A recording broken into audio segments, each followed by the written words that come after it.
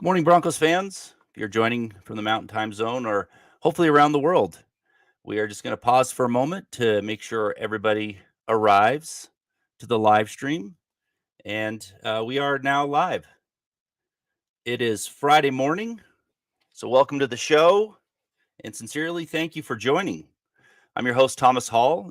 And this is Legends of Mile High, which is a podcast that blends Denver Broncos current events with a historical perspective, with the goal always being to keep the storied history of the franchise alive, even in the newest of fans. So stay tuned to the end of the show. As always, we will conclude with the Mile High legend. And today may be a little different, but if you love or hate the Broncos fan or Yankees, you still, as a Broncos fan, you need to hold a small place in your heart for them. So good morning to Jeremy Sean. Comment says, good morning, Thomas. In Broncos country. Well, good morning to you, Peter Middleton. Hey, good to be on, Thomas. Hi from Cambodia. Cambodia, that's wonderful. I am so happy that the Broncos fans are around the world. It is, like I said in the very first show, a tribe all connected by Broncos fandom. So thank you very much for joining. You are what make the show work, and you're the reason why I do this. So thank you very much. If you can't wait until Friday, the show airs every Friday morning at 7. If you can't wait until Friday for the football takes, you can follow me on Twitter at Thomas Hall NFL, or you can go to milehighhuddle.com and check out more in-depth analysis. Dave from Georgia is checking in. Morning, everyone. So good morning to everybody. Thank you for joining.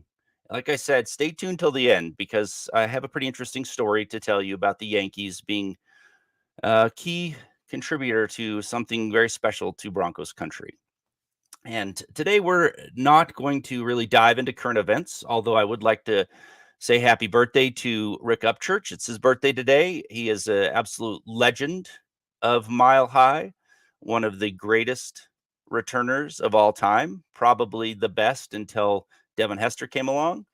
Should be in the Hall of Fame, in my opinion. When you're the best at something, you should definitely be in the Hall of Fame. And that's what we're going to talk a little bit about today. Like I said, there's not really a whole lot of current events going on in Broncos country with not a lot happening. So we're going to talk about how it is so difficult to measure greatness.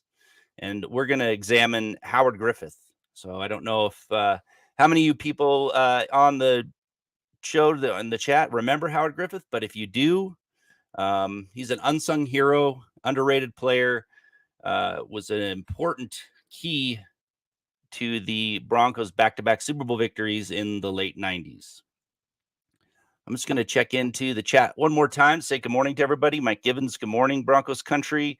I'm the man, good morning. Dave from Georgia, good morning, everyone. DWI guys are checking in. Thank you. You're always on the show in the morning, so I really appreciate it. And then Jeremy Bales, good morning from Long Beach, California. So we're checking in from all over the place, and I really appreciate that. DWI guys says good afternoon also, apparently in a different time zone. So that's wonderful. It is a little early here, so good thing I have my coffee. Get woken up before we really dive in. DWI guys, hell of a blocker. Absolutely. And that is actually the issue, really. Jeremy Sean, Howard Griffith is one of the best fullbacks ever, the Robin to TD's Batman. Absolutely. So Howard Griffith, first start off with talking about fullbacks in general. I mean, the game has evolved to where we really don't even have fullbacks in the game anymore. But it actually had, in the olden days, fullbacks were really more of running backs. I mean, you think of Jim Brown was titled a fullback, but he was actually a rusher. You gave the ball to him and he carried it. Larry Zonka, Marilyn Motley, they were all named fullbacks, but as we know them today, like lead blockers, they were not. So as somewhere in the 80s, they kind of branched off into 3 different groups, really. There was still the runners. So people like Mike Allstott is an example of some of the later fullbacks that were more of a rusher type.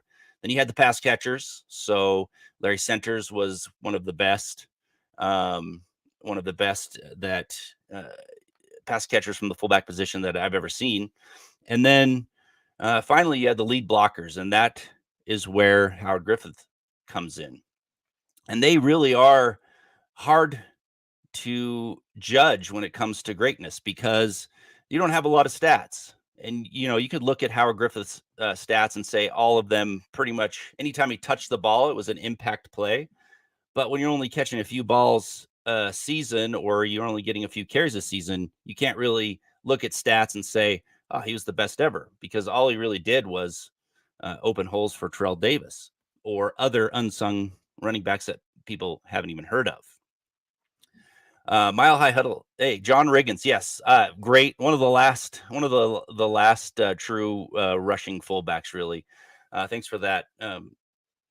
Absolute legend in NFL. So anyway, what I was trying to say about Howard Griffith is you can't really look at stats, and you can also maybe look at all of the running backs that ran for 1,000 yards in his when he was playing for them, and in Terrell Davis's case, is 2,000 yards. But that really doesn't do him justice. And it's like I said, it's very hard to measure. So what I want to talk about is something that really can't be measured, and that is Howard Griffith was described at one point as being the most instinctive blocker on the team. And that's a pretty big compliment, knowing that Gary Zimmerman was the Hall of Fame offensive tackle on that team, one of the best to ever do it. You had Tom Nalen, Mark Sareth. I mean, you had amazing lines, and he received that compliment. And what that means is sometimes, every time when someone gets into the NFL, they're the best of the best, really. But there's people that play in the NFL that are the greatest at their position. And when you're the most instinctive blocker on a team, that means that you can go to practice and you can execute the same thing over and over again until you get to perfection. And that is what is expected in the game, to execute exactly as the game plan is designed. Sometimes Howard Griffith would not execute the block as designed and do something else, and he was right. There was something innate in his mind that knew that I can't block my assignment because it's not going to work. Now, you can't teach that. You can't practice that. It's something innate, and it's really the only people that can really do that are the best at what they do. And I'll give you an example from a different sport to kind of hammer this home a little bit. So when I lived on the coast, I got into surfing, and so I started watching a lot of the surfing movies. And if you pulled 100 surfers, they would tell you that at least 99 of them would tell you that Laird Hamilton's the best big wave rider of all time. Maybe 100 of them would. And he invented toe and surfing, which doesn't make him great, the greatest of all time. But he happened to go to a place in the South Pacific called Chopu. And the mechanics on this beach it's amazing. There's so much water that gets jacked up over the surfer's head that it's called the heaviest waves in the world. And before toe and surfing was invented, you couldn't paddle into these gigantic waves, and it's probably a good thing because, safety's sake. So much water is over the top of the surfer, and there's only about 3 feet of water between them and the coral. So you kind of take your life into your hands if you're going to try and go out there in a big day. So he was the first one to ever ride this heavy wave that was so big because he could tow in. And all you have to do is Google heaviest wave ever ridden, and you will see this massive amount of water above this man's head. It's incredible. But it's not really the fact that he rode this wave that makes him the greatest of all time. If you watch his ride, most surfers will take their inside hand and stick it in the water to kind of slow him down, to keep him in the tube a little longer or whatever. If you watch his ride, he's sticking his opposite hand in the water. And the reason why he's doing this is because if he doesn't, he's going to get sucked up into the wave, and they're going to be picking pieces of him out of the coral. And you can't practice that. Nobody's ever ridden a wave like this before. Nobody could ever even imagine what to do. So something innate in his mind, something instinctive, tells him to do it. And I mean, this is an extreme example of somebody who, took his life into his hands and came out in the heat of the battle and did something that nobody could teach you and survived.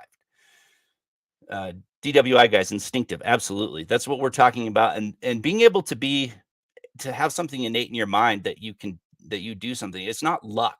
It's not. If it was luck, then these people wouldn't be able to survive in the NFL or whatever sport they're in. This is something that goes beyond just practice. And you could never put Laird Hamilton into the Surfer Hall of Fame based on how many wins he had or how many Surfers of the Year awards he won, because he never competed in surfing. He never was a competitive surfer. So like Howard Griffith, you don't have a lot of stats in order to judge just how good he is. But the people that know, the people that watched him, the people that understand what it takes to be great, understand that he did something that nobody else could do. And there's no way you could even log that. I mean, I guess if a Hall of Fame voter wanted to sit down with his coaches and watch film and ask, did he execute his assignment correctly?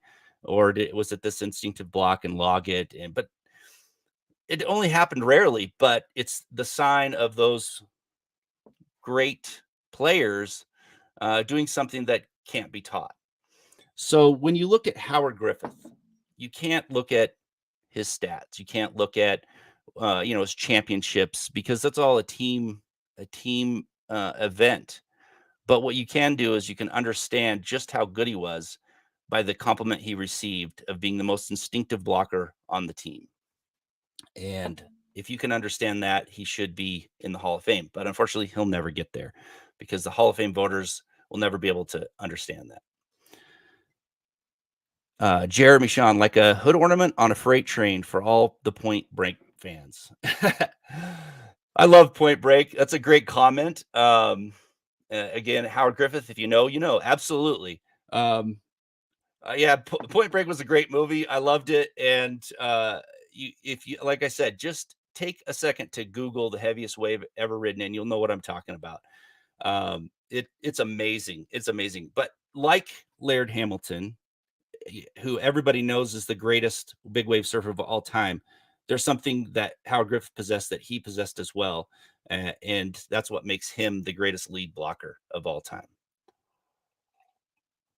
The DWI guys, thank you for the super chat. I really, really, really appreciate it. I thank you for joining the show every Friday morning.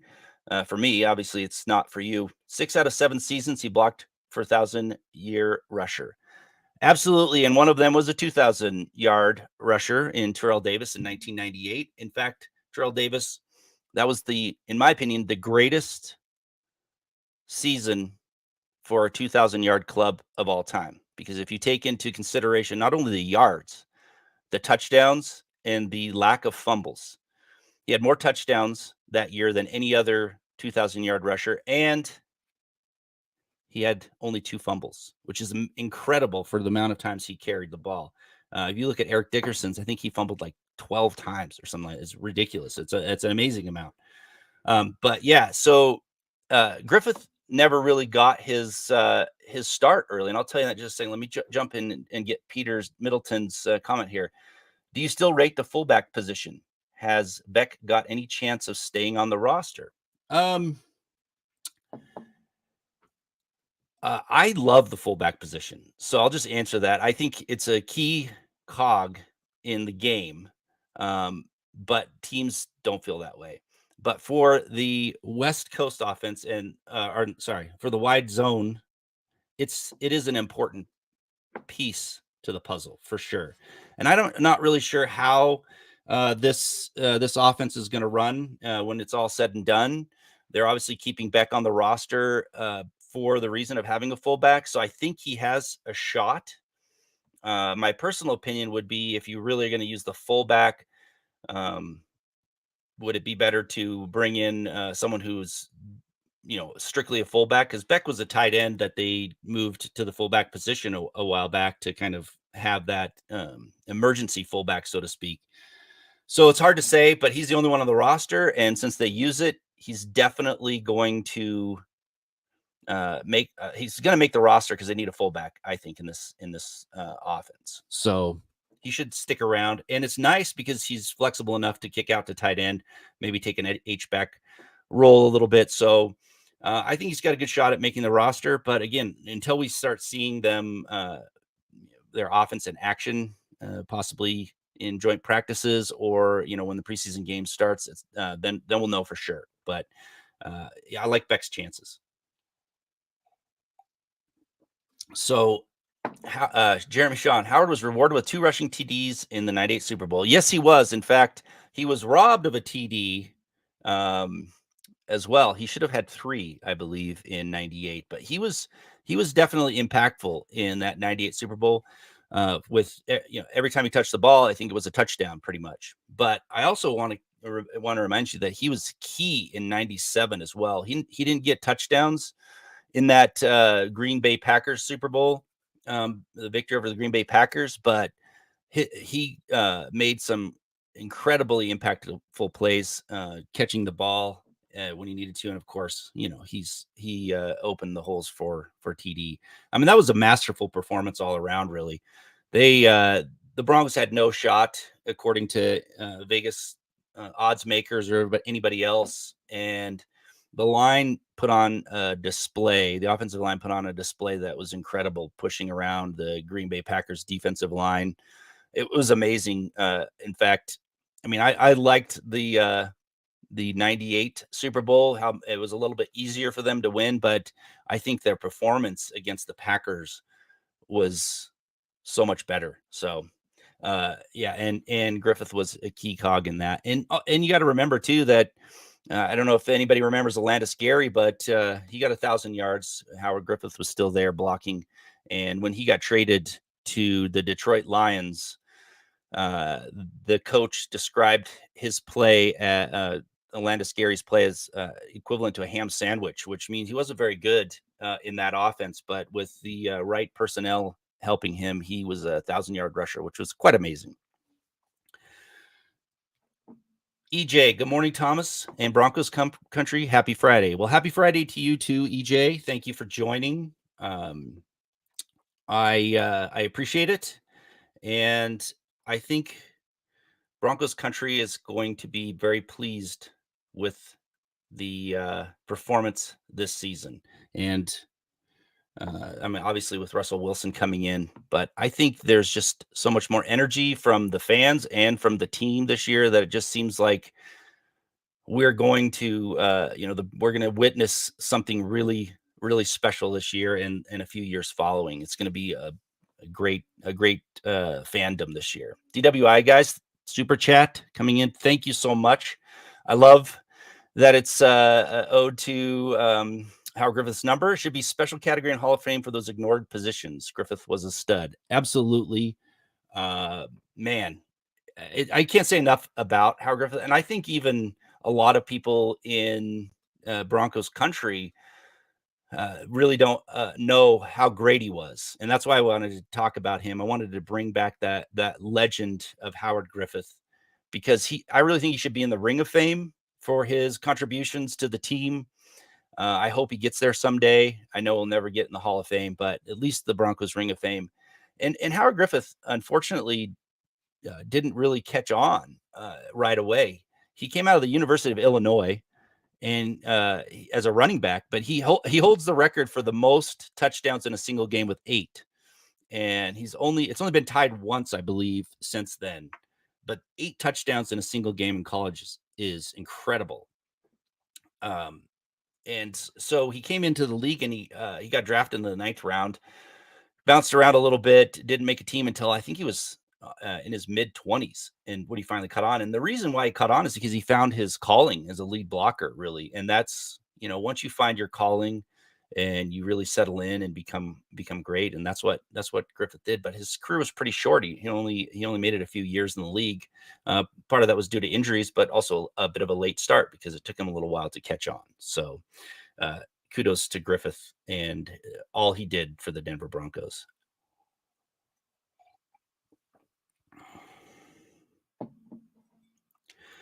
Daryl Johnson has the big voice for fullbacks. Need to get him advocating. Oh yes, Daryl Johnston. What a he was another great unheralded fullback from the Cowboys championship days. It's been a long time ago since they've been able to bring back their success. But yeah, I would like to get some sort of buzz going for the fullback unheralded positions. But I don't know. I just don't think they're the way the game's changing. I mean, you just look at the receivers for the Hall of Fame. All the great receivers of the past are being forgotten now because the stats have gone so crazy that these uh, receivers that were great back in the day when it wasn't this aerial attack are getting pushed down the career stats list to the point where they're like looked at as just some average Joe. But I mean, if you look at Lionel Taylor, I've talked about him on this show. Incredible receiver who should be in the Hall of Fame. Rod Smith is another one that I think deserves to be in the Hall of Fame, but they're just now forgotten about, and who knows if they'll ever get in.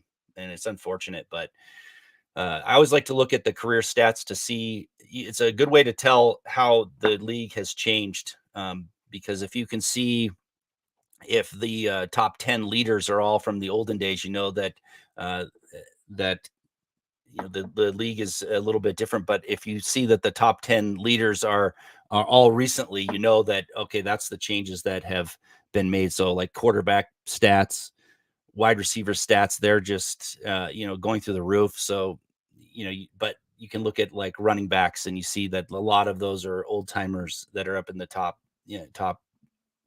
uh, of the league for career rushing and things like that. So you can kind of see how the game's changed just by looking at the stats.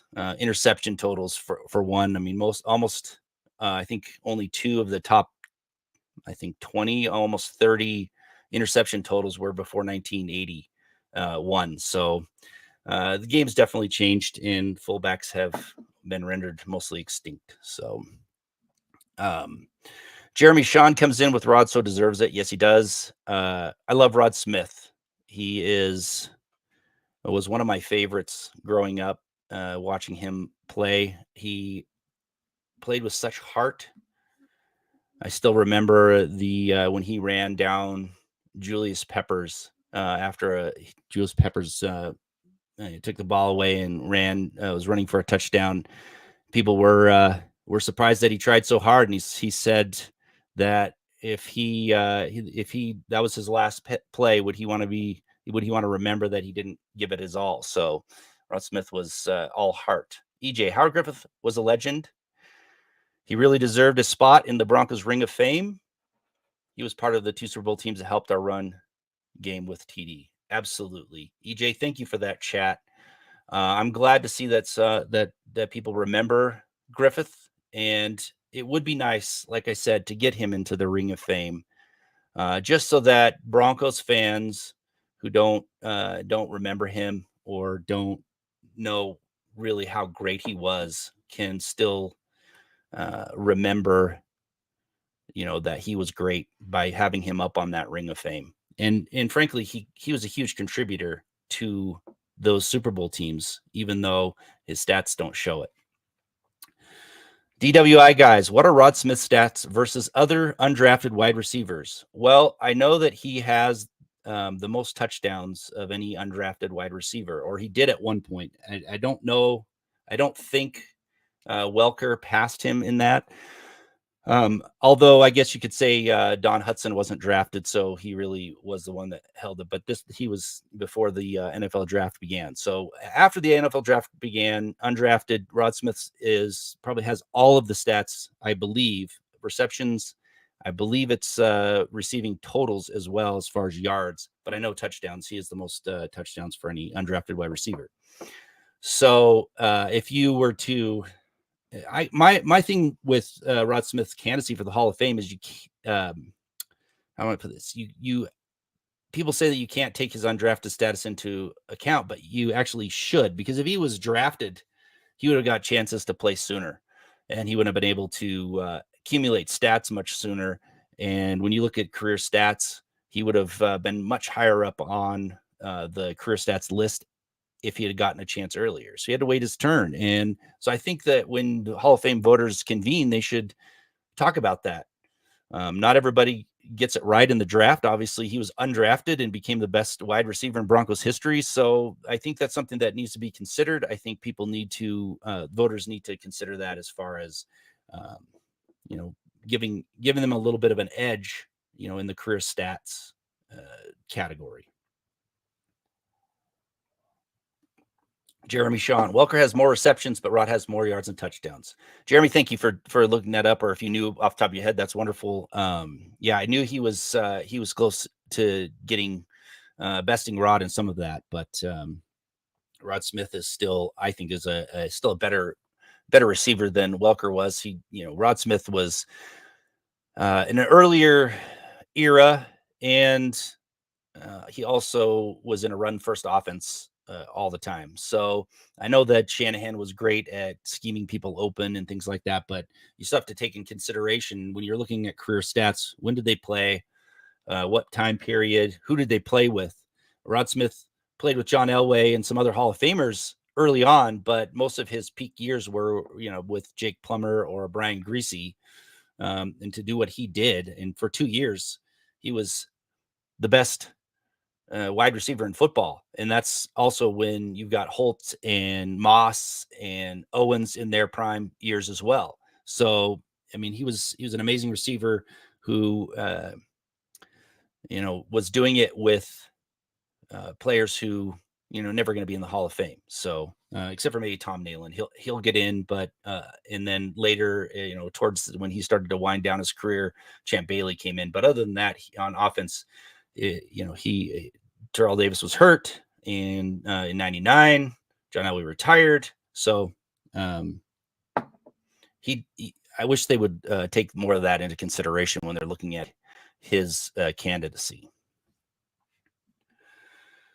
Trevor Sandell, love Rod, grew up watching him. Yeah, I did too. In fact, it's funny, when I started watching the Broncos in the very early 80s, probably 81 is when I really started to get into them.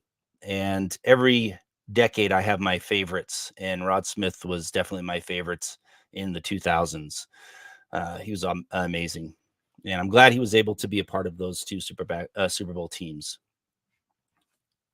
EJ is coming in with Rod Smith being the Hall of Fame. If he was a TV broadcaster, he would no doubt get the votes then. Yeah, it's kind of funny. I mean, it is weird that when people are still kind of in the, in the public eye, they get a little bit more recognition. People talk about them a little bit more, but it took a while for TD to get in, and he was a broadcaster. So I don't know. I mean, it's hard to say, but if the problem with a lot of the Broncos players getting in is they were in a small market. Even though they were Super Bowl champions, they were still in a small market. Most of the voters reside along the coast, East Coast. They didn't see a lot of Broncos games. They really didn't get to dive in. And I don't think a lot of them today really go back and watch film or anything like that. Maybe some of them do, but a lot of them tend to rely on what they see on the in stats and things like that. So I don't know. I hope he gets in, but I doubt it. I really doubt it. So it's unfortunate. So the DWI guys wants to go back to Griffith. He always looked spry when running or catching the ball. Peter Middleton comes in from Facebook. Thank you very much for the chat, Peter. I appreciate it. Yes. So Griffith was spry when running or catching the ball, but like I said earlier, he always had an impact when he touched the ball. And it's hard to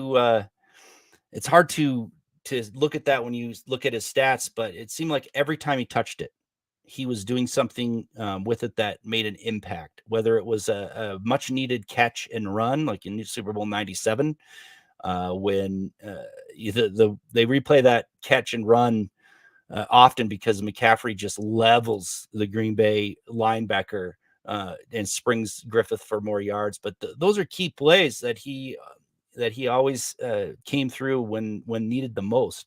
But again, the stuff that you don't see, the things that you don't recognize. I mean, if Pro Football Focus were to grade him, they'd probably knock him down for missing his assignment or something like that. But he instinctively knew the right thing to do. So uh, let's kind of keep the fullbacks alive in our minds going forward.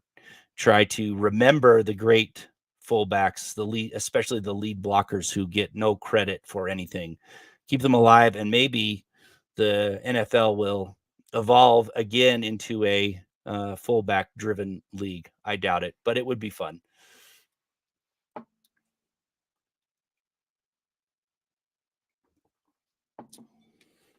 Jeremy Shawn coming back in again. Best wide receiver block in NFL history, in my opinion. Yeah, it was amazing. I mean, it was fun to watch him get leveled by McCaffrey. And McCaffrey was another, great receiver that nobody gave a chance to. And both Smith and McCaffrey were great blockers. In fact, it was a requirement in Shanahan's offense to be a good blocker. And if you couldn't block as a receiver, you didn't get much playing time. And if you watch those games, it wasn't just the line. It wasn't just Howard Griffith. You watch the receivers blocking, springing running backs for bigger runs. And it was a key in those offenses in the Shanahan days. If you weren't a blocker, you weren't getting much playing time. And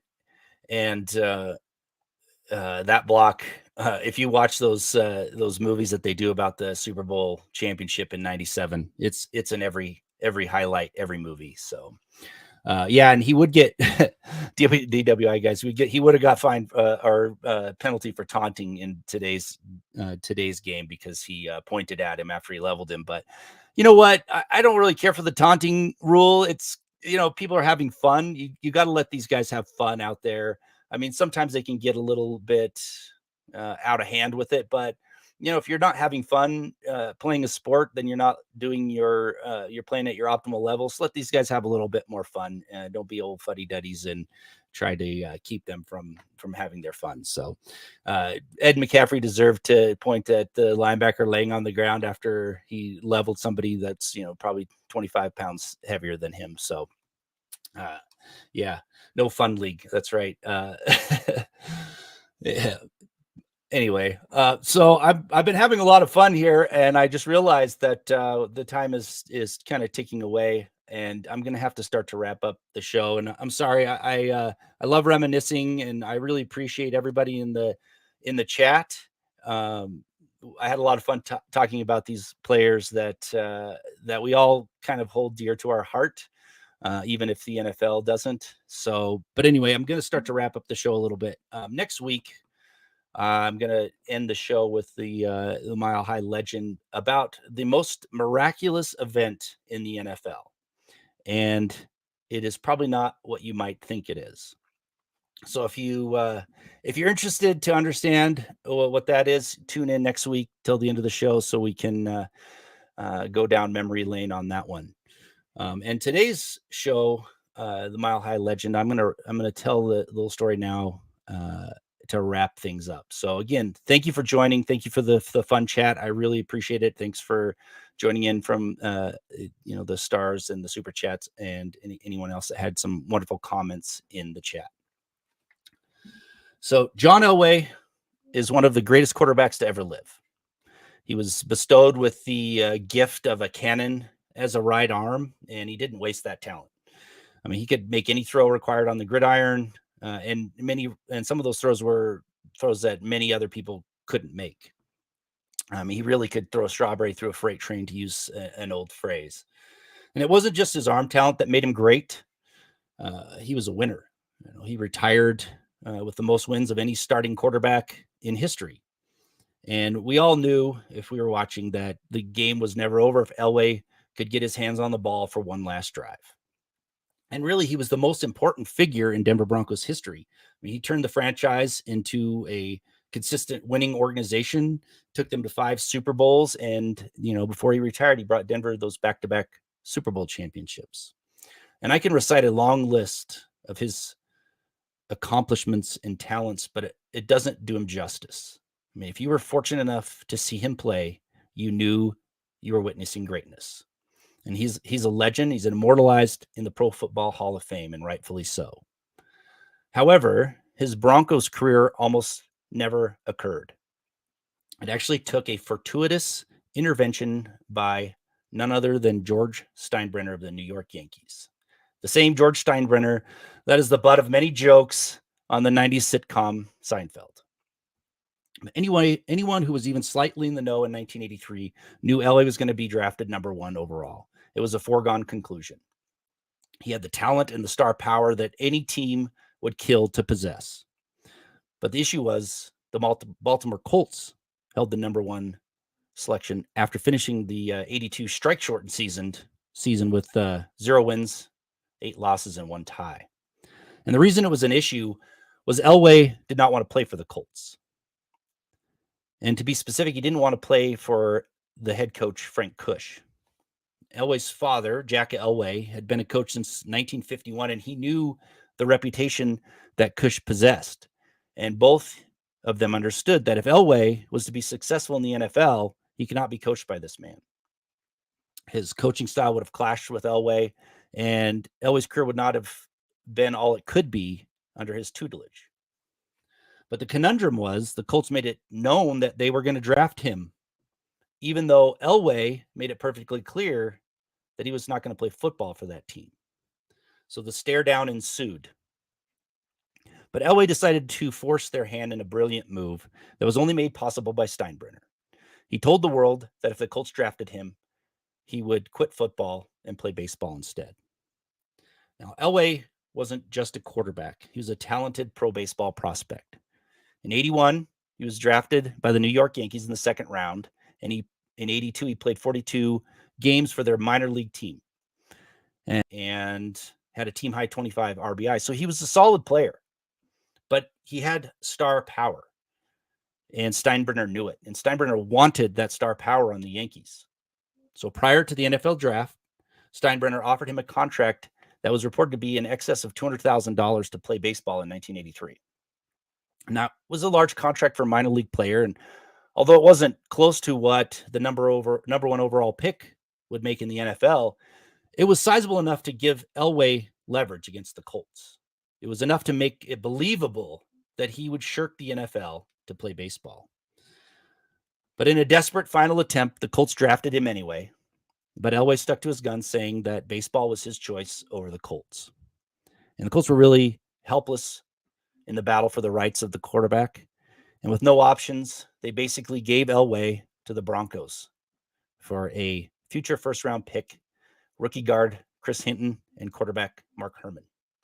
Now, that was peanuts for a star quarterback of Elway's stature. But if had Elway not received that baseball offer, he wouldn't have possessed the necessary ammunition to win the game of chicken with the Colts. But instead, the Colts folded their hand, and the rest is Broncos history. Now, Broncos fans, regardless if you love or hate the New York Yankees, you have to hold a small place in your heart for that team that made the John Elway career in the Mile High City possible. And that is the Mile High legend.